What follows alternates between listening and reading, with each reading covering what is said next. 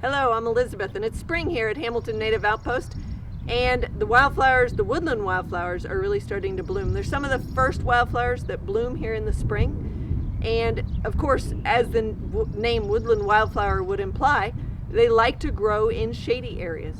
So some areas are more shade than others, and so as you're thinking about what to plant in a certain area, it's really important to get the right plant in the right place. And half of that equation is soils, but the other half is how much shade or sun do you have in that area.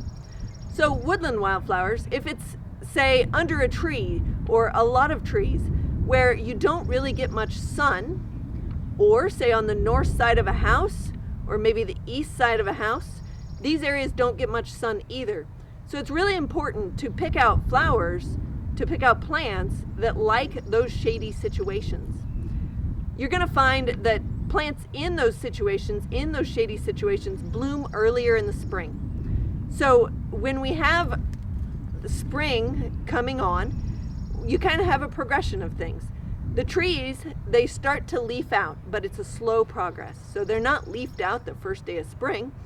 And the herbaceous plants, the non-woody plants, actually start to grow before the trees leaf out.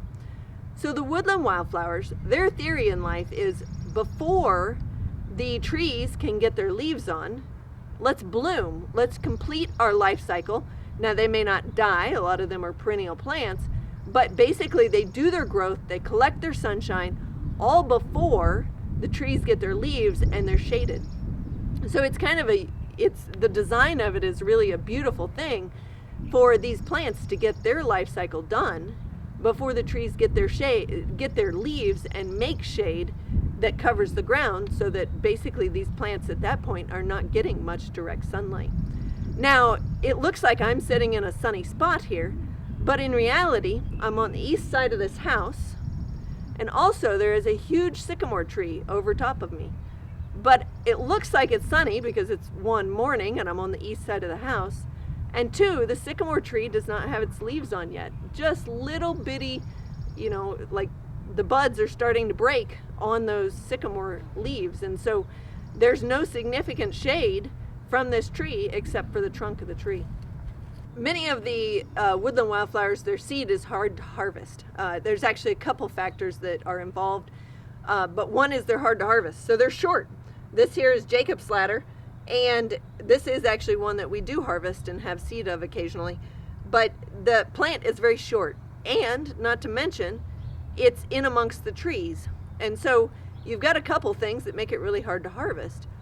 The fact that it's short means that mechanically it's hard to get our machinery low enough to harvest the seeds of this plant. And the second thing is it's hard to drive your machinery around trees.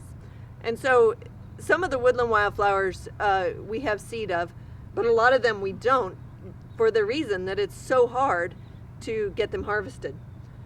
A lot of times the best way to establish the native woodland wildflowers is actually if the seeds are not available for that species, is with potted plants. Potted plants, somebody can harvest a small handful of seed and then be able to raise them into a plant that will likely live and do well for somebody, as opposed to if we plant them from seed, a lot of times the weed pressure and the other factors, the drought or anything that happens like that, means that some of those seeds don't survive. So they can actually take a handful, produce plants that have a very good chance of living, and potted plants end up being a great way to establish woodland wildflowers if you have an area that you want those in. We don't actually do potted plants. We used to. Probably 20 years ago, we quit raising the potted plants and decided to just focus on seeds. But a great resource for potted plants is the Grow Native website. You can actually see find the different nurseries that are producing Missouri native potted plants. Because the woodland wildflowers are some of the first native plants of the year to bloom, they're a real favorite of the pollinators. So as I'm here today, I see honeybees, I see bumblebees, I see carpenter bees buzzing around, and it's actually quite busy with pollinators because there is floral resources for the pollinators here. This is still early in the bloom cycle of the woodland wildflowers, and we're just getting the first ones that are blooming. In the next month, this flower bed here will continue to change, and different plants will take their turn in the bloom cycle. Today we have the Virginia bluebells that are blooming. We have the Jacob's ladder that are just starting to bloom. They will have a lot more profusion of blooms in, say, a week's time. Some of the violets are native to the woodland ecosystems. The wild geraniums that have not even put up their little flower stalk yet, but they will shortly. And so in the next month, they will have bloomed as well. The trilliums are blooming pretty. They're not a super showy wildflower, but they have 3 leaves, and then they have these, everything's in sets of 3 on a trillium, and thus the name trillium, the tri-trillium. So here we actually have 2 of the native woodland wildflowers, the wild hyacinth and the wild geranium. So this wild geranium is in a little bit sunnier place against this black rock, and it absorbs the sunlight better than the one we saw down there that was not yet blooming. So it has earlier blooms on it here than it does down in the other location. The wild hyacinth has a bulb on it and is a beautiful little spring woodland wildflower as well. The hyacinth blooms from the bottom up. So it will start down here. This is the oldest flower, and you can see some of them down here on the bottom are actually starting to fade. And then they keep blooming up, and these on the bottom keep fading, and these are yet to bloom up here. This is a columbine, which has yet to bloom, but the hummingbirds will love them. So I love having them right outside my porch where the hummingbirds can come and visit and we can watch them.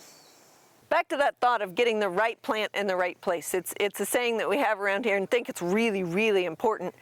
And understanding what your site is like will help you to get the right plant planted there. So even as I look at this little area here, and we were sitting just 10 foot that way earlier, looking at those flowers, and now I've moved 10 foot. Well, I've moved to the edge of the shade zone of this sycamore tree. And so while many of the plants are still the same below me, as I go this way, I get more sun-loving plants, and maybe I should say part shade-loving plants. Things that don't mind some shade, but would not want the full shade of being straight under this big sycamore tree. And so the golden alexanders and some of the low-growing spiderworts start picking up here, whereas they would not be down there in this full shade environment below us. If you have a specific place in mind that you have evaluated and you can see, oh, this is a full shade place where most of the day, during the summertime anyway, I'm getting shade on this area, or maybe a part shade. Maybe it's just 50% of the day that I get shade, or maybe it's full sun. There really is no shade or very minimal amount of shade. If you can decide what you have, there's resources like our website where you can actually filter for plants that like a full shade environment or a full sun environment, or in the middle in that partial ground. So getting the right plant in the right place, there's a lot of resources on our website, which is HamiltonNativeOutpost.com, that can help you out.